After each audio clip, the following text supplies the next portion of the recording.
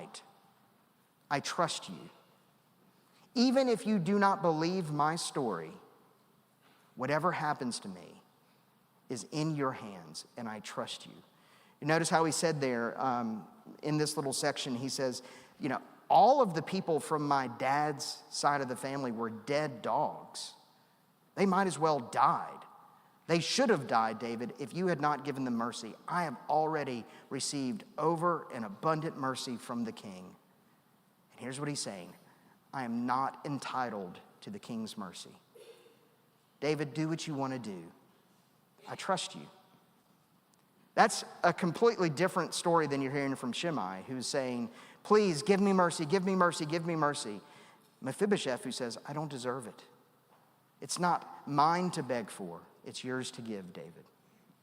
And so David says to him, okay, I don't know who to believe here. I don't know if I'm to believe Ziba. I don't know if I'm to believe Mephibosheth. So I'm just going to split all of your possessions in half. And what does Mephibosheth say? He says, let him have it all. David, I don't want the possessions. I've never wanted the possessions. I have something even greater. I have you. The king is back. You go on from there and you get this character Barzillai. And we don't know a lot about him other than he lived on the other side of Jordan, and essentially out of his wealth and out of his resources, he was able to sustain King David and his army for the entire time that they had to flee Jerusalem.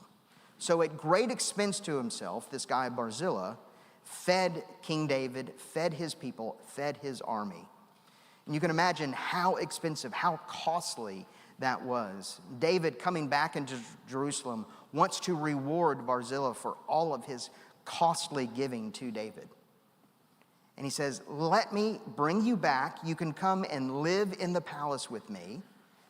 You can come eat at my table. You can be a trusted advisor in my court. I'm going to give you wealth. I'm going to give you prestige. I'm going to give you fame.